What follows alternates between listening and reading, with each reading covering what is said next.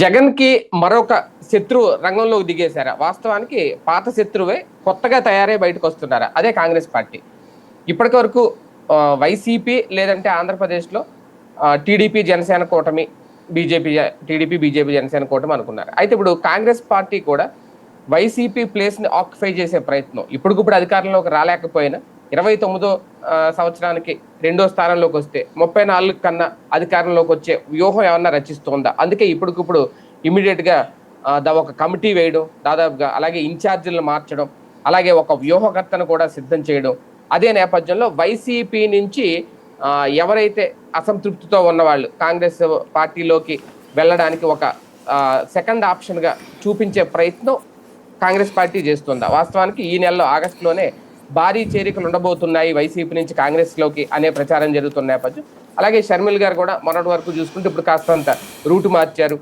Super 6 విషయంలో తెలుగుదేశం పార్టీని ప్రశ్నించడం, ఇప్పటి వరకు ఓన్లీ షర్మిల అంటే కాంగ్రెస్ కోసం పనిచేస్తున్నారా లేదంటే జగన్ కోసం పనిచేస్తున్నారా అనే ప్రశ్నలు లేవనెత్తిన నేపథ్యంలో తాము కూడా స్వతంత్రంగా ఆంధ్రప్రదేశ్లో ఒకప్పుడు ఎలా అయితే అధికారంలో ఉన్నారో ఇప్పుడు కూడా ఆ పూర్వ వైభవం తీసుకొచ్చే ప్రయత్నం చెయ్యాలి అనేది హైకమాండ్ నుంచి బలంగా ఆదేశాలు వచ్చే ఆ ప్రయత్నం మొదలైంది అనేది. అయితే ఎంతవరకు సక్సెస్ అవుద్ది? నిజంగా ఆ స్పేస్ ఉందా ప్రస్తుతం, లేదంటే ఆ స్పేస్ వైసీపీ ఇస్తోందా కాంగ్రెస్ కి ప్రస్తుత రాజకీయాలను చూస్తూ ఉంటే? ఇదే అంశం మీద చర్చించే ప్రయత్నం చేద్దాం సార్. ఒక రకంగా అంటే కొత్త శత్రువు అనడానికి లేదేమో, మొదటి నుంచి అసలు శత్రువు అదే అయ్యి ఉండొచ్చు. కానీ కాంగ్రెస్ పార్టీ అడుగులు చూస్తుంటే ఎలా అనిపిస్తోంది? ఇప్పటికే ఈ నెలలో భారీ చేరికలు ఉంటాయి అని వైసీపీ సోషల్ మీడియాలో బాగా ప్రచారం జరిగింది, కానీ దాన్ని చెక్ పెట్టే ప్రయత్నం కాంగ్రెస్ పార్టీ చేయడానికి రంగంలోకి దిగింది అనేది, నిజంగా ఆ ప్లేస్ ఆక్యుపై చేయడం అనేది కాంగ్రెస్ పార్టీ వల్ల అవుతుందా? అలా అట్లా ప్రయత్నిస్తున్నారని కూడా నాకేమనిపించట్లేదు. గాలికి వదిలేశారు పార్టీని అంతే. మీరు చెప్పినట్టు వాళ్ళు వేసినటువంటి కమిటీ జగన్కి చెక్ పెట్టడానికి కాదు, షర్మిలకి చెక్ పెట్టడానికి.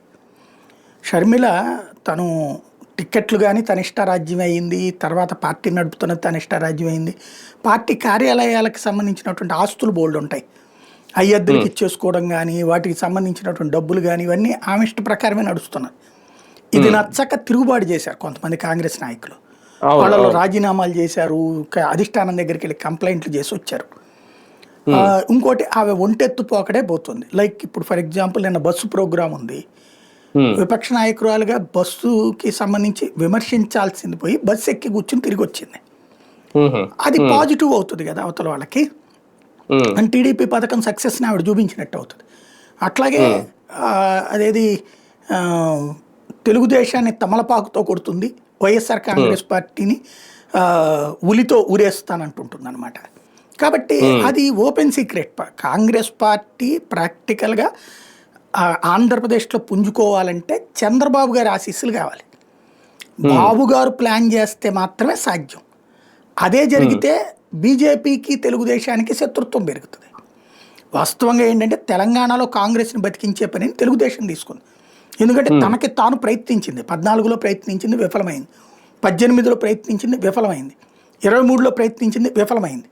కాబట్టి ఆ 23లో వచ్చినప్పుడు తెలుగుదేశంతో వర్కౌట్ కాదు కాబట్టి కాంగ్రెస్ పార్టీకి తన ఓట్లని మళ్లించే ప్రయత్నం చేసింది. ఎందుకంటే అక్కడ ప్లాన్ ఏ అయిపోయింది, ప్లాన్ బి కిందని చేస్తే సక్సెస్ అయింది. అక్కడ కాంగ్రెస్ పార్టీ వాళ్ళ ఒరిజినల్గా చెప్పాలంటే ఖమ్మం అంటే తెలుగుదేశం పార్టీకి బలమైనటువంటి కోట. అక్కడ కాంగ్రెస్ తెలుగుదేశం ఓట్లు కలిసేటప్పటికి ఇప్పుడు ఆంధ్రాలో కమ్మ కాపు ఓటు కాంబినేషన్ ఎట్లయితే సూపర్ హిట్ అయిందో అక్కడ ఖమ్మం నల్గొండల్లో తెలుగుదేశం ఇంపాక్ట్ బలంగా ఉంటుంది. మన ఆనుకుని ఉంటుంది కదా బార్డర్కి, కృష్ణా జిల్లాకి, దీనికి ఆ ఇంపాక్ట్ బలంగా ఉంటుంది. అది ఉపయోగపడింది. హైదరాబాద్లో తెలుగుదేశం ఓటరు ఇంతకుముందు టీఆర్ఎస్కి మొదట్లో భయంతో వేశాడు, 2014లో 2014లో వేయలే, అప్పుడు తెలుగుదేశానికి వేశాడు. 2018లో భయంతో వేశాడు, 16లో కార్పొరేషన్కి, 18లో అసెంబ్లీకి భయంతో వేశాడు తెలుగుదేశం ఓటరు బీఆర్ఎస్కి, అప్పుడు టీఆర్ఎస్ అనుకోండి. ఆ ఓటర్లని యువతలకి టర్న్ చేసే ప్రయత్నం చేసినా సాధ్యం కాలేదు. హైదరాబాద్ ఓటర్ని టర్న్ చేయలేకపోయారు. హైదరాబాద్లో ఉన్నటువంటి తెలుగుదేశం ఓటర్ రేపు కార్పొరేషన్ ఎలక్షన్స్ టైం కాంగ్రెస్కి టర్న్ చేసే విధంగా తెలుగుదేశం పార్టీకి సంబంధించి గ్రౌండ్ లెవెల్ వ్యూహాలు రూపొందిస్తున్నటువంటి ప్రయత్నం అయితే ఉంది అక్కడ. ఎట్ ద సేమ్ టైం నల్గొండను ఖమ్మంలో పనిచేసింది. ఇక్కడ ఆ సెంటిమెంట్ పనిచేసింది, కాంగ్రెస్ తెలుగుదేశం ఒకటే అన్నటువంటి. వాస్తవంగా వీళ్ళు బీజేపీతో పొత్తు పెట్టుకుని ఉన్నా సరే తెలుగుదేశం. కాబట్టి ఇప్పుడు ఆ, ఆంధ్రాలో తెలుగుదేశం పార్టీ ఓకే అంటే వీళ్ళు గెలుస్తారు, అంటే పెరిగే అవకాశం ఉంటుంది. ఎందుకంటే ఆంధ్రాలో ఆల్టర్నేటివ్ తొక్కేస్తుంది తెలుగుదేశమే ఫ్రమ్ ద బిగినింగ్. తెలుగుదేశం ఉనికి అంతా కూడా ప్రత్యామ్నాయ రాజకీయాన్ని తొక్కడం మీద ఆధారపడదు. కాంగ్రెస్ పార్టీది ఫిక్స్డ్ ఓట్ బ్యాంక్, దాన్ని జగన్ క్యాప్చర్ చేసేసాడు. ఇవాళ there is no Congress, only కాంగ్రెస్కి ప్రతిరూపం జగన్. బెంగాల్లో కాంగ్రెస్కి ప్రతిరూపం మమతా బెనర్జీ. మహారాష్ట్రలో 50-50 ఉంది అక్కడ. ఇక్కడ అట్లాగా ఒక ప్రతిరూపంగా జగన్ వచ్చేసాడు. ఇంకా సాధ్యం కాదు అక్కడ కాంగ్రెస్ పుంజుకోవాలంటే. జగన్ నుంచి మొత్తం డైవర్ట్ చేయడం అనేటటువంటిది ఇంపాసిబుల్. ఇక్కడ తృతీయ ప్రత్యామ్నాయం అంటే ఇదివరకు ఒకప్పుడు బీజేపీని 98లో తర్వాత 99కి ప్రత్యామ్నాయం లేకుండా పోయింది. మళ్ళీ 2009లో చిరంజీవి ప్రజారాజ్యం, తర్వాత మళ్ళీ జనసేన 2019లో. ఈ ప్రత్యామ్నాయం 6 నుంచి 18%, 6 లీస్ట్ పవన్ కళ్యాణ్ ఆ రోజున ప్రత్యామ్నాయంగా నమ్మకపోవడం వల్ల దెబ్బతిన్నారు. అంతకుముందు ప్రత్యామ్నాయపు ఓటు ఎంత అంటే 18%. అది బీజేపీ 98లో కొట్టింది. అలాగే 99లోకి వచ్చే 2009లో చిరంజీవి సంపాదించాడు ఆ 18% ప్రత్యామ్నాయం అనేటువంటి. ఆ ప్రత్యామ్నాయాన్ని ఆ 18%లో 6% మంది మాత్రమే పవన్ కళ్యాణ్ నమ్మారు. ఇది ప్రత్యామ్నాయ ఓటర్ అనేటటువంటి వాళ్ళని ఇప్పుడు ప్రత్యామ్నాయం లేకుండా చేయడంలో సక్సెస్ అయిపోయింది కదా తెలుగుదేశం. నాడు బీజేపీని క్యాప్చర్ చేసి వాళ్ళ బీజేపీతో పాటుగా జనసేనని తన వెంట తిప్పుకుంది. కాబట్టి ఇవాళ రోజున ప్రత్యామ్నాయం ఏంటి? కాంగ్రెస్ కమ్యూనిస్టులు కలిసి చేద్దామంటే ఫేస్ కావాలి. మన ఆంధ్ర రాజకీయాల్లో తెలంగాణ రాజకీయాల్లో స్పెషల్ ఏంటంటే ఓ ఫేస్. ఇప్పుడు కాంగ్రెస్ తెలంగాణలో మొన్నటిదాకా ఎందుకు సక్సెస్ కాలేకపోయింది? ఒక ఫేస్ లేదు. ఉత్తమ్ కుమార్ రెడ్డో లేకపోతే ఇంకొకళ్ళు ప్రయత్నించిన ఆ ఫేసు అంటే సింపుల్ లాజిక్ అనమాట. మనదేంటంటే బ్రిటిష్ వాళ్ళ బానిసత్వంలో ఎక్కువ కాలం పాటు ఉన్నాం. మన దక్షిణాది రాష్ట్రాలు బ్రిటిష్ వాళ్ళ పరిపాలనలో ఉన్నాయి సుదీర్ఘకాలం పాటు. అంతకుముందు రాచరికాల్లో కానీ బ్రిటిష్ వాళ్ళలో కానీ ఏంటి రాజుగారు రాణిగారు ఇట్లాంటి లెక్కలే చూస్తాం కదా. అలా వ్యక్తి పూజ ఎక్కువ మనకి. ఆ వ్యక్తి పూజకి సంబంధించి ఇక్కడ సమస్య వచ్చేటప్పటికి ఏమవుతున్నదంటే కేసీఆర్ని చూసిన కంటితో ఉత్తమ్ కుమార్ రెడ్డి ఆనలేదు, కేసీఆర్ని చూసిన కంటితో రేవంత్ రెడ్డి ఆనాడు తెలుగుదేశం హెల్ప్తో. అదే సందర్భంలో ఇక్కడ వచ్చేటప్పటికి ఆంధ్రాలో చంద్రబాబు ఎన్టీ రామారావు ఫేస్ ముందు ఇంకొకళ్ళ ఆనలా. ఎన్టీ రామారావు దించేశాక చంద్రబాబు ఫేస్ తెర మీదకి వచ్చినప్పుడు చంద్రబాబు ఫేస్తో పోల్చుకుంటే రాజశేఖర రెడ్డి అన్నాడు. రాజశేఖర రెడ్డి ఫేస్తో చూసుకున్నప్పుడు ఇంకొకళ్ళ ఆనలా. అందుకనే చంద్రబాబు కొట్టలేకపోయాడు. తర్వాత ఈవెన్ కేసీఆర్ కూడా కొట్టలేకపోయాడు అక్కడ. రెండు ఉభయ తెలుగు రాష్ట్రాల్లో చూసుకుంటే అంటే అప్పటికి కలిసినే ఉందనుకోండి, అవలేదు. ఆ రాజశేఖర రెడ్డి మరణం తర్వాత మళ్ళీ ఫేస్ పరంగా చూసుకున్నప్పుడు జగన్తో కంపేర్ చేస్తే చంద్రబాబు నాయుడు బెటర్ అనిపించారు. 2019లో చంద్రబాబుతో పోల్చుకుంటే జగన్ బెటర్ అనిపించాడు. ప్రత్యామ్నాయమైనటువంటి పవన్ కళ్యాణ్ ఫేస్ ఆనలేదు అప్పుడు పబ్లిక్. అంటే ఫేస్ బేస్డ్ పాలిటిక్స్ ఇక్కడ. ఈ ఫేస్ బేస్డ్ పాలిటిక్స్లో జగన్ని కాదనే అంటే జగన్కి కానీ పవన్కి అంటే ఇప్పుడు ముగ్గురు ఫేసెస్ అక్కడ. చంద్రబాబు లేకపోతే లోకేష్, పవన్ కళ్యాణ్ ఒక పక్కన ఉన్నాడు, జగన్ ఇంకొక పక్కన ఉన్నాడు. ఇప్పుడు ఈ 3 ఫేసులు కాదని కాంగ్రెస్లో షర్మిల ఫేస్ ఆనట్లా. ఎందుకని? వాస్తవంగా కాంగ్రెస్ పరంగా ఇప్పుడు షర్మిల కారణంగా ప్రచారంలోకి వచ్చిన మాట వాస్తవం. అంతకుముందు ట్రై చేసినటువంటి శైలజనాథో లేకపోతే రకరకాల పిసిసి చీఫ్లు చేసిన వాళ్ళ వల్ల కానిటువంటిది ఈ అమ్మాయి వలన పాపులారిటీ అంటే మళ్ళీ లైమ్ లైట్లోకి టాపిక్ వచ్చింది కానీ వ్యూహంలో విఫలమైంది. అంతే అయిపోయింది. అది కూడా మొన్న ఎలక్షన్స్ తో అడుగంటిపోయింది. రెండవది ఆమె వ్యక్తిగత స్వార్థం లేదా వ్యక్తిగత ద్వేషం కాంగ్రెస్ పార్టీ ఎదుగుదలను నాశనం చేసింది. ఎదగడం అసాధ్యం కూడా. ఎందుకంటే కాంగ్రెస్ ఓటర్ టర్న్ అయిపోయాక ఇటు వెనక్కి రావాలంటే నువ్వు ఆల్టర్నేటివ్గా కనిపించాలి. నీ విధాన సైద్ధాంతిక ప్రాతిపదిక కనిపించాలి ఇక్కడ. అది కనిపించలేకపోతుంది ఆవిడ. తెలుగుదేశం మనిషి అనేటటువంటి ముద్రని రోజు రోజుకి పెంచుకుంటూ జగన్ని నువ్వు ద్వేషిస్తున్నంతసేపు నువ్వు తెలుగుదేశం మనిషిగానే ముద్రపడతావు ఇక్కడ. ఇప్పుడు పవన్ కళ్యాణ్ ఎందుకని ఆల్టర్నేటివ్ కాలేకపోయాడు? ఆ రోజున తెలుగుదేశం ప్రభుత్వం అధికారంలో ఉంది, జగన్ నవరత్నాలు చెప్పాడు, ఆల్టర్నేటివ్ స్కీమ్ని జనం ముందు చెప్పలేకపోయాడు అంత. అదేదో దాని పేరేంటి షణ్ముఖ వ్యూహం అన్నాడు, కానీ పేరు బాగుంది కానీ అర్థమయ్యేలా చెప్పలేకపోయాడు. వీళ్ళిద్దరి దానికి ఆల్టర్నేటివ్ కనిపించలేకపోయాడు తను. అంటే ఆల్టర్నేటివ్ ఏంటి, సైద్ధాంతిక ప్రాతిపదిక ఉండాలా, విధానపరమైన నిర్ణయాల ప్రకారం ఉండాలా, సంక్షేమ పథకాలు కానీ వీటికి ఆల్టర్నేటివ్ కనిపించాలి. అది వ్యూహాత్మకమైనటువంటి అంశం. అక్కడ ఫెయిల్ అయ్యాడు ఆయన. ఇప్పుడు షర్మిల ఏంటి, అసలు ఏం వ్యూహం ఉందని ఆవిడికి? మా రాహుల్ గాంధీని చూసి నాకు ఓటేయండి. రాహుల్ గాంధీని తర్వాత సోనియా గాంధీని ఆంధ్ర ప్రజలు ఆదరించడం అంటే పీక కోసుకోవడం తప్పించి మరొకటి లేదు. ఈ రాష్ట్రాన్ని అవమానకరమైనటువంటి రీతిలో విభజన చేసింది కాంగ్రెస్ పార్టీ. ఆ అవమానకరాన్ని జనాలు మర్చిపోతారు అనుకోవడం భ్రమ. ఇంకొకటి అదేది చెప్తూ ఉంటారు వీళ్ళు, మేము అధికారంలోకి వచ్చేస్తే అవన్నీ విభజన చట్టాలు అమలు, విభజన చట్ట ప్రకారం ఉన్న సంస్థలన్నీ ఇస్తున్నారు, విభజన చట్ట ప్రకారం జరిగేవన్నీ జరుగుతున్నాయి ఇక్కడ. కానీ అసలు సిసలైనటువంటిది ఏది చేయలే, అన్ని ఫీజిబిలిటీ రిపోర్ట్ అన్న పేరుతో వదిలేసింది కాంగ్రెస్ పార్టీ. అమల్లో కరెక్ట్గా చేసుకొస్తుంది. ఇప్పుడు 2004లో నువ్వు రాష్ట్ర విభజనకు ప్రతిపాదించావు అసెంబ్లీ ఎలక్షన్స్లో. 2004లో కాంగ్రెస్ పార్టీ ప్రతిపాదించింది కదా. 2004 అయిపోయింది, 2009 అయిపోయింది, 2014 కూడా అయిపోయింది. 2014లో రాష్ట్ర విభజన జరిగింది. విభజన జరిగిన 10 ఏళ్ల ముందు కదా నువ్వు చెప్పింది. 10 ఏళ్లలో ఆంధ్రప్రదేశ్లో బెజవాడలో పెడతావా, గుంటూరులో పెడతావా, లేకపోతే ఇంకో చోట పెడతావా, రాజధాని దొనకొండే పెడతావా, పెట్టేసేసుకుని రాజధాని కట్టేసేసి వీళ్ళు చెప్పే 5 లక్షల కోట్ల ప్యాకేజీ అని చెప్తారు. 5 రూపాయలు రాష్ట్రానికి ఇవ్వాలి, మళ్ళీ మేము వస్తే ఇస్తామన్నారు. 5 పైసలు రాష్ట్రానికి ఇవ్వకుండా రాజధాని లేని రాష్ట్రంగా నడి రోడ్డు మీద విడదీశారు. అవమానకరమైనటువంటిది, అవమానకరమైనటువంటి స్టేజ్లో జనాల్ని ఆంధ్రుల్ని అవమానించారు. ఇప్పుడు వాళ్ళందరూ లేదు కాంగ్రెస్ గొప్పది, మనల్ని పెద్దగా అవమానించలేదని ఫీల్ అవుతారా బేసిక్గా? కాబట్టి దానికి సమాధానం చెప్పి తీరాలి వీళ్ళు, కన్విన్స్ అవ్వాలంటే పబ్లిక్కి. అది బీజేపీ వాళ్ళు తప్పు చేస్తున్నారని కాదు, సొల్లి కాదు కావాల్సింది. ఆ రోజున తెలంగాణ రాహుల్ గాంధీని ప్రధానమంత్రిని చేయడం కోసం, జగన్ ఎదగనియ్యకుండా ఉండటం కోసం రాష్ట్రాన్ని విడదీశారు. కాంగ్రెస్ స్వార్థం కోసం రాష్ట్రాన్ని విడదీశారు. దానికి జవాబు చెప్పి తీరాలా. అది అయ్యాక ఆల్టర్నేటివ్ ఏంటి? జగన్ని తిట్టడమో చంద్రబాబుని తిట్టడమో కాదు కదా, నీ ప్లాన్ ఏంటి? నువ్వు వస్తే ఏం చేయగలుగుతావు? ఇక్కడున్న పనులేంటి? ఇక్కడ ఉన్నటువంటి వనరులేంటి? ఇవన్నీ మేము వస్తే చేస్తామన్నారనుకోండి, వెంటనే వచ్చే ప్రశ్న ఏంటి? సుదీర్ఘకాలం పాటు ఈ రాష్ట్రాన్ని పరిపాలించింది ఎవరు? నీ పార్టీనే కదా. 1947 నుంచి 83 దాకా నీ పార్టీనే పరిపాలించింది. ఆ తర్వాత 89 నుంచి 94 దాకా నీ పార్టీనే పరిపాలించింది. మళ్ళీ 2004 నుంచి 2014 దాకా నీ పార్టీనే పరిపాలించింది. ఎన్నాళ్ళు పీకలేకపోయింది, ఇప్పుడేం పీకుతారు వాళ్ళు? ఇది ఒకటి వస్తుంది సమస్య. కాబట్టి స్పేస్ క్రియేట్ చేసుకునే పనులు ఏమన్నా పడిందా వైసీపీ, సారీ కాంగ్రెస్? ఎక్కడ అంటున్నా, ఆ లక్షణం ఏం కనిపించట్లేదు.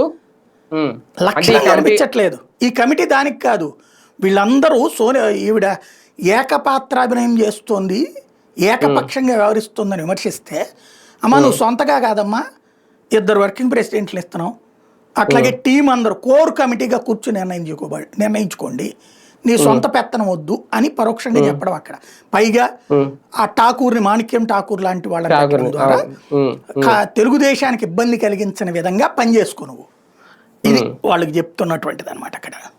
హైకమాండ్ నుంచి కూడా అలాగే ఉందా? తెలుగుదేశం పెట్టకుండా పనిచేస్తుంది. హైకమాండ్ తెలుగుదేశంతో పూర్తి టచ్లో ఉంటుందండి. అంటే చంద్రబాబు గారు కూడా భవిష్యత్ అవసరాల రీత్యా పాత రాజకీయం నడుపుతున్నారు. ఇటు యునైటెడ్ ఫ్రంట్తో, అటు పక్కన కాంగ్రెస్తో టచ్లో ఉండి 2 సార్లు యునైటెడ్ ఫ్రంట్, నేషనల్ ఫ్రంట్ ఎట్లా అధికారంలోకి వచ్చింది? కాంగ్రెస్ బీజేపీల అండతోనే, వాళ్ళ అండతోనే కదా. అప్పుడు చంద్రబాబు గారికి వాళ్ళతో యాక్సెస్ బాగానే ఉంది కదా. అలాగే యూపీఏ హయాంలోనే జగన్ లోపల పెట్టించాడు ఆయన. ఎలా సాధ్యమైంది అంటే కాంగ్రెస్తో ఆయన ఎప్పుడు టచ్లోనే ఉంటారు. కాంగ్రెస్ నాయకులు ఇంతకు ఇబ్బంది పెట్టింది ఉందా ఇంతకుముందు? లేదు కదా. కాబట్టి కాంగ్రెస్ అధినాయకత్వంతో టచ్లోనే ఉంటారు. కాంగ్రెస్ చంద్రబాబుని ఇబ్బంది పెట్టే ప్రయత్నం చేయదు. ఎందుకంటే రేపు పొద్దున అవసరమైతే, ఇప్పుడు మొన్న అతను అన్నట్టు ఓ 25 సీట్లు ఎక్కువ వచ్చి ఉంటే కాంగ్రెస్ పార్టీకి, చంద్రబాబు నాయుడు, నితీష్ కుమార్ కాంగ్రెస్కి మద్దతు ఇచ్చేవాళ్ళు, సీట్లు ఎక్కువ అడిగేవాళ్ళు, ఇది మంత్రి పదవులు. ఉమ్, ఫండింగ్ ఎక్కువ అడిగేవాళ్ళు, ఇచ్చి తీసుకునేవాళ్ళు. ఉమ్. ఇక అవకాశం లేదు కాబట్టి బీజేపీకి మద్దతు ఇచ్చారు అక్కడ. అంటే బీజేపీకి చెక్ పెట్టడానికి కూడా తెర వెనక ఏమైనా వ్యూహం జరుగుతోందా? అది ఆంధ్రప్రదేశ్ రాష్ట్రంలో కూడా అమలు చేయాలని కాంగ్రెస్ అనుకుంటుందా? అట్లేం లేదు. బీజేపీ విషయంలో వాళ్ళు ఇక్కడ చేయడానికి ఏం లేదు. కాంగ్రెస్ పార్టీ కాన్సెప్ట్ అలా ఏంటంటే తెలుగుదేశానికి ఇబ్బంది కలిగించని రీతిలో ఆంధ్రప్రదేశ్లో నడుచుకోవాలి. ఇప్పుడు మొన్న 240 దగ్గరకు వచ్చాడు మోడీ. రేపు ఏ 200కు వస్తే కనుక తెలుగుదేశం తమకు మద్దతు ఇస్తుంది, బేరం ఆడుకోవచ్చు. కాబట్టి భవిష్యత్తును దృష్టిలో పెట్టుకుని అందుకని కాంగ్రెస్ తెలుగుదేశం జోలికి పోవట్లేదు. జాతీయ స్థాయి రాజకీయాల్లో ఇప్పుడు మొన్న అతను అడిగింది అదే కదా జగను. నీకు ఇక్కడ నిన్న ఎలక్షన్స్ ఎంత దరిద్రంగా జరిగినాయి. రాహుల్ గాంధీ అక్కడెక్కడికి వెళ్ళి బీహార్లో లేని దాని గురించి కొట్టుకుంటున్నాడు. ఇక్కడ దాని గురించి ఎందుకు మాట్లాడట్లా రాహుల్ గాంధీ? ఇక్కడ దాని గురించి అడగాలి కదా, ఇదే ఎలక్షన్స్ అని చెప్పేసి ఎందుకు అడగలేదు? ఇది ఎవిడెన్స్. రాహుల్ గాంధీ నోట్ల నుంచి వస్తే దేశం అంతా చర్చ జరిగేది కదా. ఎందుకు చంద్రబాబు గారికి ఇబ్బంది రాకూడదు? షర్మిల మాట్లాడింది ఏమని, నీ అడ్డా తగ్గిపోయిందని, అంతే తప్పించి అక్కడ అవకతవకలను ఆవిడ సమర్థించింది. అంటే ఏంటి కాంగ్రెస్ పార్టీ ఎట్టుకున్నట్టు అక్కడ? చంద్రబాబు గారు సక్సెస్ ఏంటంటే ఇందులో గొప్ప సక్సెస్, 2 పరస్పర భిన్నమైనటువంటి పార్టీలతో కూటమి కట్టినటువంటి 1983 తర్వాత 83లో తెలుగుదేశం గెలిచింది. 85లో కమ్యూనిస్టులు బీజేపీ కలిసి పోటీ చేశారు ఆ రోజున తెలుగుదేశంతో. 85లో ప్రజాస్వామ్య విప్లవం అంటూ అప్పుడేది ఎన్టీ రామారావు నాదెళ్ల భాస్కరరావు దించేసిన తర్వాత వీళ్ళందరూ కలిసి మళ్ళీ ఎన్టీ రామారావుకి అనుగుణంగా ఉద్యమం చేసి మళ్ళీ ఎన్టీఆర్ని అధికారంలోకి తీసుకొచ్చారు కదా. ఆ టైంలో జరిగిన ఎన్నికల్లో కమ్యూనిస్టులకి బీజేపీకి కూడా తెలుగుదేశం టికెట్లు ఇచ్చింది, అంటే సీట్లు ఇచ్చింది ఒప్పందం కింద. అందరూ కలిసి గెలిచారు ఆ రోజున. ఆ రోజునేంటి, ఇందిరాగాంధీ వాళ్ళ గొడవలకి విరుద్ధంగా ఇక్కడ అలా కలిశారు. ఇప్పుడు జగన్ అనేవాడికి వ్యతిరేకంగా ఆంధ్రప్రదేశ్లో కమ్యూనిస్టులు బీజేపీ అస్సలు పడరు, కానీ కమ్యూనిస్టులు తెలుగుదేశానికి మద్దతు పైన విమర్శలు చేస్తారు. కాంగ్రెస్ అనేది తెలుగుదేశానికి వ్యతిరేకంగా పుట్టలేదు, తెలుగుదేశమే కాంగ్రెస్కి వ్యతిరేకంగా పుట్టింది. ఇద్దరు కలిసి తెలంగాణలో కలిసి పోటీ చేశారు, అట్లాగే ఇక్కడ కలిసి పనిచేస్తున్నారు. బీజేపీ కాంగ్రెస్ బద్ధ శత్రువులు, బీజేపీ కమ్యూనిస్టులు బద్ధ శత్రువులు, సైద్ధాంతిక శత్రువులు. ఆ బీజేపీతో జట్టు కట్టిన తెలుగుదేశం సైద్ధాంతిక శత్రువులైన వీళ్ళతో కూడా కలిసి ప్రయాణం చేస్తుంది. ఇది ఆషామాషి కాదు, దాన్ని ఏమంటారు, అపరచాణక్యుడు చంద్రబాబు అనడానికి సాక్ష్యం అది. అందువల్ల చంద్రబాబు గారు తలుచుకుని జగన్ ఇప్పుడు మనం ప్రత్యామ్నాయం లేకుండా చేస్తే అందరూ మళ్ళీ తన శత్రువులు తన వ్యతిరేకులు అందరూ జగన్కి వెళ్ళిపోతారు, జగన్ మళ్ళీ బలోపేతం అవుతాడు, మనం కూటమి గట్టా దెబ్బతింటాం. కాబట్టి ఆ ఓటు చెల్లాలి. క్రిందటిసారి పవన్ ఎందుకు పెట్టాడు ఆయన? పవన్ 2019లో విడిగా పోటీ చేసింది ఆయన అభిమానంతోనో లేకపోతే శక్తిని నిరూపించుకోవడానికి కాదు, జగన్కి వచ్చే ఓటు అంటే ప్రభుత్వ వ్యతిరేక ఓటు జగన్కి పోకుండా చీల్చడానికి. ఎందుకంటే ఆయన ప్రత్యామ్నాయం చెప్పుకోలేదు ఆ రోజున. ఫస్ట్ అంతా తెలుగుదేశానికి వ్యతిరేకంగా ఒక 6 నెలల పాటు ఊర్లంతా తిరిగి చివరికి వచ్చేటప్పుడు జగన్ అధికారంలోకి రానివనన్నాడు. అక్కడితో అర్థమైపోయింది పబ్లిక్కి తను పరోక్షంగా ఇటని, అంటే కమ్యూనిస్టుల్ని బీఎస్పీని కలుపుకుని ఫైనల్గా ఆయన మాట్లాడినటువంటి మాట ఏంటి, జగన్ అధికారంలోకి రానివన్నాడు. అధికారంలో ఉన్నవాడికి వ్యతిరేకంగా నువ్వు బయటకు వచ్చి అధికారంలోకి ఇంకోటి రానినంటే ఏంటి, ఈయన అధికారంలోకి రావడమే కదా. అంటే ఆ రోజున కూడా ఆల్టర్నేటివ్ లేకుండా చేశాడు. ఈ ఆల్టర్నేటివ్ లేకుండా చేయడం వల్ల అక్కడ జగన్ భారీ మెజార్టీతో గెలిచాడు. కాబట్టి ఇప్పుడు కాంగ్రెస్ పెరగాలి అంటే ఆల్టర్నేటివ్గా కాంగ్రెస్ అంటే వైసీపీ వాళ్ళని వీళ్ళు వేధించాలి, బాగా హెరాజ్ చేస్తే. వాస్తవంగా అయితే వైసీపీ వాళ్ళు చాలా మంది బీజేపీలోకి వెళ్ళడానికి సిద్ధంగా ఉన్నారు. అంటే ఇక భవిష్యత్తుని భయం వేస్తున్నాళ్ళు, ఎక్కడ చేస్తాంలే అనుకునేవాళ్ళు అటు తీసుకొని ఎట్లా బీజేపీలోకి చేరనివ్వట్లేదు వాళ్ళని. బీజేపీలో ఎవరు చేరాలన్నా చంద్రబాబు ఒప్పుకోవాలట, కాబట్టి అక్కడ వాళ్ళు చేరలేకపోతున్నారు. జనసేనలోకి చేరనివ్వట్ల, అక్కడ జనసేనలోకి ఎవరు చేరాలన్నా తెలుగుదేశం ఒప్పుకోవాలి. తెలుగుదేశంలో చేరడానికి వీళ్ళిద్దరు ఒప్పుకోనక్కర్లా, జనసేన బీజేపీ. అదే దీంట్లో చేరితే మాత్రం వాళ్ళతో చెప్పి పర్మిషన్ తీసుకోవాలి. దాంతో ఎవరిని రానియట్లా. బీజేపీని బలోపేతం కానీ ఇట్లా ఎందుకు బీజేపీ బలోపేతం అయితే ఒరిస్సాలో టైపులోను మహారాష్ట్ర టైపులోను రేపొద్దున తమకి ప్రాబ్లం అవుతుంది అన్నటువంటిది. అలాగే కాంగ్రెస్ని పైకి తీసుకొచ్చారనుకోండి, అది ప్రాబ్లం లేదనుకుంటున్నారు, ఏది వైసీపీ ఓట్లు చేర్చడానికి. కానీ దానికి బీజేపీ ఒప్పుకోదు. అంటే బీజేపీకి అర్థమవుతుంది కాంగ్రెస్లోకి, అంటే వైసీపీ వాళ్ళు తమ దగ్గరికి రావాలనుకుంటున్న వాళ్ళు కాంగ్రెస్ వైపుకి వెళ్ళారు అంటే, ఇప్పటిదాకా బీజేపీ అధిష్టానం ఆంధ్రాని వదిలేసింది. ఏదో ఇక్కడేదో రాజకీయం ఇక్కడ చూసుకుంటారులే, మనం తెలుగుదేశంతో పొత్తులో ఉన్నాం కదా ఎందుకనేది. అదే కనుక రేపు పొద్దున్న తేడా వచ్చింది అనుకోండి, అంటే వీళ్ళందరూ కాంగ్రెస్లోకి వెళ్ళి కాంగ్రెస్ బలోపేతం అవుతుంది అనుకోండి, వెంటనే బీజేపీ అధిష్టానం సీరియస్ అవుతుంది. కాంగ్రెస్ బలోపేతం అవడం వాళ్ళకి ఎట్లా నచ్చుతుంది? వాళ్ళు ఒప్పుకోరు. కాబట్టి చంద్రబాబు గారు అది డైరెక్ట్గా కాకుండా ఇండైరెక్ట్గా దీన్ని ఎదిగేలా చేయాలి. కానీ వైసీపీ వాళ్ళు పొరపాటున కాంగ్రెస్లోకి వెళ్ళడం బిగినైందా, మన ఎలక్షన్స్ ముందు వదిలేసేయండి, వెళ్ళారు చాలా మంది, వెళ్ళారు, దెబ్బతిన్నారు. కాబట్టి ఇవాళ వెళ్తే మొన్న గనక ఇంకొక 3-4% ఓట్లు వచ్చి ఉంటాయి. ఇది పవన్ కళ్యాణ్కి 2009లో వచ్చినట్టు, 2009 అంటున్నా, 2019లో వచ్చినట్టు 6% ఓట్లు కనుక కాంగ్రెస్కి వచ్చి ఉంటే గ్యారంటీ విపరీతమైన వలసలు వచ్చుండే కాంగ్రెస్. డిపాజిట్లు వచ్చేసినట్టే కాబట్టి అది ఇక్కడ ఆ ఛాన్స్ లేదు. అంటే 6 కోటి డిపాజిట్ కాదు, 10% డిపాజిట్ అంటే రావాల్సింది. 6% వచ్చినా బలోపేతం అయ్యేది, 2% రావడం. రెండవది ఈవిడ పూర్తిగా ప్యూర్లీ టీడీపీకి అనుకూలంగా వ్యవహరిస్తూ ఉండటంతో ఎదుగుదల సాధ్యం కావట్లేదు. చంద్రబాబు నాయుడు బీజేపీని ఒప్పించి వాళ్ళకి నొప్పించక కాంగ్రెస్ని ప్రత్యామ్నాయంగా తయారు చేసి జగన్ని పైకి ఎదిగేలా చేయడం అనేటటువంటి దిశగా అడుగులు వేస్తే సాధ్యమవుతుంది. కానీ బీజేపీ అట్లా భవిష్యత్తు ప్రమాదాన్ని నెత్తిన పెట్టుకోవడానికి సిద్ధపడదు. దక్షిణాదిలో కాంగ్రెస్ను బలహీనపరచడమే దాని ఉద్దేశం. కర్ణాటకలో రేపు పొద్దున ఖచ్చితంగా వాళ్ళే కొడతారు. తెలంగాణలో కూడా గ్యారంటీ కొట్టగలం అనేటటువంటి నమ్మకం వచ్చింది వాళ్ళకి, బీజేపీకి. ఆ టైంలో ఇక్కడ మళ్ళీ కాంగ్రెస్ను పుంజుకునేలా చేసి వాళ్ళు ఎత్తిని మళ్ళీ ఎందుకు పెడతారు? దక్షిణాది నుంచి కూడా కాంగ్రెస్ని దెబ్బతీ, ఉత్తరాదిలో కొట్టేశారు, ఈశాన్యంలో కొట్టేశారు, మిగిలిన దానికి ఏదైనా ఉనికంటే దక్షిణాది. అంటే ఇప్పుడు అదే కదా, దక్షిణాదిలో కొట్టించకూడదనే కదా, బీజేపీ కొట్టకూడదనే కదా వీళ్ళ వ్యూహం, కాంగ్రెస్ వ్యూహం. దానికి ఎట్లాగా ఒప్పుకుంటారంటున్నా బీజేపీ వాళ్ళు. కానీ ఒకటిసారి ఇండివిజువల్ యాక్టివిటీ స్టార్ట్ అయ్యింది కాంగ్రెస్ ఆంధ్రప్రదేశ్ లో, దానివల్ల ఓకే వైసీపీ నుంచి కాంగ్రెస్ లోకి వెళ్ళే వాళ్ళు అనేది ఒకటి, అలాగే కాంగ్రెస్ నుంచి కూడా కొంతమంది వైసీపీకి వచ్చే ఆలోచనలో ఉన్న వాళ్ళు వాళ్ళని ఆపడానికి కూడా ఒక ప్రయత్నం జరిగింది అనేది, కనీసం అందులోనైనా సక్సెస్ అవుతుందా? ఏం లేదు, కాంగ్రెస్కి సంబంధించిన వాళ్ళు రావడానికి సిద్ధంగా ఉన్న, జగన్ తీసుకోలేదు, ఏదో అవసరమైన వాళ్ళని తప్పించి.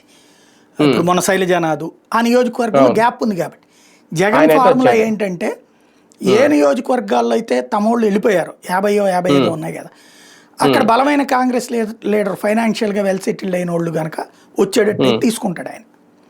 లైక్ ఇంతకుముందు బొత్స ఒకప్పుడు ఇదే జగన్ తిట్టిపోసిన కదా, అట్లాగా ఎవరైనా వస్తే తీసుకుంటాడు, దాన్ని ఎవరో ఆపేది లేదు అక్కడ. అంటే లైక్ ఇప్పుడు హర్ష్ కుమార్ లాంటి వాళ్ళు ఉన్నారు అమలాపురం, ఆయన మాజీ ఎంపీగా చేశారు, వాళ్ళు కొంచెం సైలెంట్ గా ఉన్నాడు. ఇప్పుడు ఆయన కాంగ్రెస్ లో ఉన్నారా, బయటకు వచ్చేసారా? అతను డెసిషన్ తీసుకుంటే వీళ్ళలో కాంగ్రెస్ లో ఉన్నటువంటి కొంతమంది సీనియర్ల మెంటాలిటీ ఎట్లా ఉంటుందంటే, జగను మా ముందు పెరిగినోడు, మేము వెళ్ళి మాట్లాడేది ఏంటి, వాళ్ళు మమ్మల్ని అప్రోచ్ అవ్వచ్చు కదా అనే రూట్ ఉంది వాళ్ళకి. హర్ష కుమార్ లాంటోడు ఓ రకంగా ఏంటంటే, అది దాన్ని ఏమంటారు, మన చేతిలో డైనమెట్ క్లిప్ తీసిన డైనమెట్ లాంటోడు, ఎప్పుడు పేల్తాడో తెలియదు, ఎవరి చేతిలో అయినా పేల్తాడు ఆయన. అందుకని జాగ్రత్తగా ట్యాకిల్ చేయాలి. హర్ష కుమార్ అంటే రఘురామకృష్ణరాజు టైప్ మెంటాలిటీని, తమున్న దాంట్లో కూడా గౌరవం కోరుకుంటారు, ఓ రకంగా అతి విధేయత ప్రదర్శించే క్యారెక్టర్గా అది. ప్రజాస్వామ్యంలో మాకు తగిన వాల్యూ కావాలని కోరుకుంటారు, తప్పేం లేదు అది. అయితే ఇప్పుడు ప్రజాస్వామ్యంలో ప్రాంతీయ పార్టీల మెంటాలిటీలు ఎట్లా ఉన్నాయి, అధినాయకుడికి బానిసత్వమే ఉంటాయి, కాబట్టి సమస్య అన్నమాట. ఓకే, కాంగ్రెస్ ఎదుగుతుందా లేదంటే అధికారంలోకి వస్తుందా అనేది పక్కన పెడితే, వైసీపీకి శత్రుశేషం పెరుగుతోందా మరొకసారి? వీళ్ళు అందరూ టార్గెట్ చేసేది ఫైనల్ గా వైసీపీనే. ఇప్పటి వరకు కూటమిని ఢీ కొడితే సరిపోద్ది అనుకుంటే, రేపొద్దున్న కాంగ్రెస్ తో కూడా యుద్ధం చేయాల్సి వస్తుందా జగన్? మంచి కాన్సెప్ట్ అవుతుంది కదా. ఇప్పుడు యాక్చువల్గా జగన్ 2019లో గెలవడానికి కారణం ఏంటి? అందరూ తన శత్రువులే అన్నటువంటి. ఉమ్, ఆ రోజున ఇంక్లూడింగ్ పవన్ కళ్యాణ్ కూడా జగన్ శత్రువే. ఉమ్, ఇప్పుడు ఒకప్పుడు అసలు జగన్ ఎలా ఎదిగాడు, అందరూ తను విమర్శించడం వల్ల. కాంగ్రెస్ కానీ మనకి దాన్ని ఏమంటారంటే రెబలిజం అనేటువంటిది ఇష్టం జనాలకి. కేసీఆర్ ఎట్లా గెలిచాడు, రెబలిజం వల్లే కదా. మన తెలుగు దక్షిణాది రాష్ట్రాల్లో రెబలిజం విన్నింగ్ అవుతుంది. ఎన్టీ రామారావు ఎందుకు గెలిచాడు, కాంగ్రెస్ అనే దాని మీద రెబలిజం. ఉమ్, చంద్రబాబు ఎందుకు గెలిచాడు, ఎన్టీ రామారావు మీద రెబలిజం. ఉమ్, అంతే కదా. అట్లాంటి రెబలిజంలో జగన్ పండిపోయాడు అక్కడ. ఉమ్, జగన్కి ఇప్పుడు నువ్వు ఎంతమంది శత్రువుని తయారు చేస్తే ఉమ్, అంత బెనిఫిట్. ఇప్పుడు వీళ్ళందరూ ఒక్కటే అనుకున్నాక జనం ఏం చేయాలి, ఉమ్, ప్రభుత్వానికి ప్రత్యామ్నాయంగా ఇంకొకటి ఉందనుకోండి, కొంత తేడా ఉంటుంది. ఉమ్, ఆ ప్రత్యామ్నాయం లేకుండా చూస్తే అవును, అప్పుడు ఏమవుతుంది, అదే ఫెర్చింగ్ అవుతుంది కదా. ఉమ్, అంటే ఇక్కడ అవును, జగన్ ఏం చెయ్యక్కర్లా, ఉమ్, ఆటోమేటిక్గా జగన్కి వీళ్ళే బలాన్ని చేకూరుస్తున్నారు. ఇంకోటి, ఈ రాజకీయం ఎప్పుడైతే అన్డెమోక్రటికల్గా ఉంటుందో, ఉమ్, ఒక క్రూరత్వం వైపుకి వెళ్తుంది. ఇప్పుడు జగన్ది మొదటి 3 ఏళ్ళు బాగానే ఉన్నాడు. కరోనా టైంలో అద్భుతంగా సర్వీసెస్ అందించాడు, అడ్మినిస్ట్రేటివ్ యాక్టివిటీస్ అద్భుతంగా చేసుకొచ్చాడు, నవరత్నాలు అమల్లో పెట్టాడు, అంతా చక్కగా సాగింది. ఎప్పుడైతే అచ్చెన్నాయుడు అరెస్ట్ దగ్గర నుంచి క్రమంగా ప్రతీకార రాజకీయాల కాన్సెప్ట్ వచ్చిందో ఒక వెక్సేషన్ వచ్చింది, పబ్లిక్కి తీవ్ర వ్యతిరేకత వచ్చింది. ఏంటిది, ఈ హెరాస్మెంట్ ఏంటి, ఈ మాటలేంటి, లేకపోతే భువనేశ్వర్ గారి గురించి మాటలు, లేకపోతే చంద్రబాబు అరెస్ట్ ఇవి అవేమీ జగన్కి ఫెర్చింగ్ కాల. ఉమ్, జగన్ లోని ప్రతీకార రాజకీయం నచ్చల జనానికి. అదే, ఉమ్, ఇప్పుడు జగన్ని from the beginning day red book రాజ్యాంగం నడుపుతున్నప్పుడు ఉమ్, పాజిటివ్ అవుతుందా, ఉమ్, ఎన్ని రోజులు అవుతుంది. ఇప్పుడు మొదట్లో అయితే ఆడు కొట్టాడు కాబట్టి ఇటు కొట్టాడు లేరా అంటున్నారు, ఇప్పుడు ఎందుకురా అంటున్నారు. ఇప్పటికి ఎందుకురా ఇది, ఏంట్రా ఇది అనే స్టేజ్ బిగిన్ అయింది. లైక్ ఇప్పుడు తాడిపత్రి లాంటి ఉదంతాలు చూశాక అవును, రేపు 4 రోజులు పోయిన తర్వాత ఏంది ఇది అనే స్టేజ్ వచ్చింది అనుకోండి, వెక్సేషన్ పెరిగిపోద్ది ప్రజల్లో. అప్పుడు ఎవరు ఆల్టర్నేటివ్ అవుతారు. ఉమ్, ఉమ్, మనకి ప్రజాస్వామ్యంలో సచ్చీలురు సద్బుద్ధి పాలకుల్ని మన దక్షిణాది రాష్ట్రాలు కోరుకోవట్లా, ఉన్న వెధవల్లో మంచి వెధవల్ని కోరుకుంటుంది. ఉమ్, ఉమ్. కాబట్టి అప్పుడు ఏంటి అనేది పబ్లిక్ డిసైడ్ చేస్తారన్నమాట. కాంగ్రెస్ పార్టీ కూడా ఆంధ్రప్రదేశ్ మీద కొంత ఎఫర్ట్ పెట్టడానికి రెడీ అవుతుంది అనేది. ఎందుకంటే మొన్న ఎవరో వ్యూహకర్తతో మాట్లాడారంట, ఆయన ఎవరో ఖుర్షీద్ ఏదో పేరు, షర్మిల్ గారితో మాట్లాడారు, రాహుల్ గాంధీతో సబ్ పెట్టించాలి, ప్రియాంక గాంధీతో సబ్ పెట్టించాలి అనేది. ఇవన్నీ మరి ఇంకా దేనికోసం సార్, నిజంగా షర్మిలను పక్కన పెట్టడం కోసం అయితే ఇంత అవసరం ఏమి ఉండదు కదా, వాళ్ళు కూడా individual గా ఎదగడానికి. కాకపోతే షర్మిలకి ఇవన్నీ షర్మిల ఆలోచించాలి కదా, షర్మిల అవును, ఆలోచించలేదు ఆవిడ కాబట్టి కాంగ్రెస్ అధిష్టానం వర్కింగ్ ప్రెసిడెంట్లు పెట్టారు. ఇట్లా చేస్తుంది. బేసిక్గా దేశవ్యాప్తంగా కాంగ్రెస్ ఫార్ములాలో సహజసిద్ధమైనటువంటి వాళ్ళకి ఏంటంటే ఇప్పుడు కార్పొరేట్ ఫండింగ్ విదేశాల నుంచి వస్తుంది, ఆ వచ్చిన దానికి చూపించుకోవాలి వాళ్ళు ఇక్కడ ఏదో ఒకటి. ఇప్పుడు మేబీ నేను అనుకోవడం విశాఖ స్టీల్ ప్లాంట్ ఇష్యూలో రాహుల్ గాంధీని తీసుకురావచ్చు రేపొద్దున. అంటే ఇక్కడ ఏం చేస్తారంటే రాష్ట్రపు అంశాల మీద తేరు, జాతీయ అంశాల మీద తీసుకొస్తారు ఆంధ్రాకి. అలాంటి వ్యవహారం ఇస్తారు. బీజేపీ కేంద్ర ప్రభుత్వాన్ని ఇబ్బంది పెట్టేటటువంటి ఇష్యూస్. అప్పుడు కూటమికి అలా చేసిన కూటమికి నష్టం కాదా, ఆంధ్రప్రదేశ్ లో కూటమికి నష్టం కాదా? ఏముంది, అప్పుడు తెలుగుదేశం వాళ్ళు జనసేన వాళ్ళు చిన్న చిన్న ఒక కామెంట్ చేసి వదిలేస్తారు. బీజేపీకి బలం తక్కువ కాబట్టి బీజేపీలో ఉన్న ఎమ్మెల్యేలు ఎంపీలు కూడా తెలుగుదేశం పార్టీ కార్యకర్తలు లాంటి వాళ్ళు ఎక్కువ మంది ఉన్నారు కదా, 100కి 80 మంది. కాబట్టి వాళ్ళు కూడా పెద్దగా ఏం మాట్లాడేదో విమర్శ చేసేసి ఊరుకుంటారు, అగ్రెసివ్గా పోరు. అది కాంగ్రెస్ పెర్చింగే కదా, ఆ ఆస్పెక్ట్ లో ఉంటుంది. మొత్తానికి 4 పార్టీల దాడికి అయితే సిద్ధంగా ఉండాలి ఇంకా జగన్. 4 ఏంటి 6 పార్టీలు. అవి ఓకే, అంటే మెయిన్ ప్రధానంగా వీళ్ళ అదే మొత్తం 6 పార్టీలు. 6 పార్టీల్లో ఇప్పుడు జగన్ కొన్న ఏకైక ప్రాబ్లం ఏంటంటే కమ్యూనిస్టులతో కలిసి పొత్తు పెట్టుకుని ముందుకు వెళ్దాము అనేటటువంటిది. కమ్యూనిస్టులు అక్కడ ఐఎన్డీఏ కూటమిలో భాగస్వాములు, వాళ్ళతో పొత్తు పెట్టుకోవడం అంటే తను ఐఎన్డీఏలోకి వెళ్ళినట్టు, బీజేపీతో డిస్ప్యూట్ క్రియేట్ చేసుకున్నట్టు. తను బీజేపీతో డిస్ప్యూట్ వద్దు, అనుకూలత వద్దు అనేటటువంటి రూట్లో తను ఉన్నాడు. అంటే ఒకప్పుడు పవన్ కళ్యాణ్ గారు కూడా కమ్యూనిస్టులకు సపోర్ట్ గా ఉండి తర్వాత బీజేపీలోకి వెళ్ళలేదా మరి? అవును, అది ఇతను వెళ్ళడుగా. జగన్ అట్లా వెళ్ళేట్టయితే 2014లో అడిగింది బీజేపీ, 2019లో అడిగింది, 24లో కూడా అడిగింది. జగన్ రాకపోబట్టినే కదా తెలుగుదేశంతో కలిసింది వాళ్ళు, అతను వెళ్ళాడు బీజేపీతోకి. అదే రైట్ రైట్ చూద్దాం. మొత్తానికి కాంగ్రెస్ పార్టీ యాక్టివిటీ అయితే ఆంధ్రప్రదేశ్ లో స్టార్ట్ అయ్యింది అనే సంకేతం. కాకపోతే ఎంతవరకు కాంగ్రెస్ పార్టీకి కలిసి వస్తుంది, అలాగే వైఎస్ఆర్సీపీని టార్గెట్ చేస్తూనే వీళ్ళ రాజకీయం నడుపుతారా, కూటమి సేఫ్ జోన్ లోనే ఉన్నట్టేనా, కూటమి కూడా థ్రెట్ క్రియేట్ చేస్తుందా, ఏంటి వీళ్ళ వ్యూహాలు నిర్ణయాలు అనేది ఇంకా భవిష్యత్తులో తీసుకునే నిర్ణయాల మీద ఆధారపడి ఉంటుంది. వేచి చూద్దాం.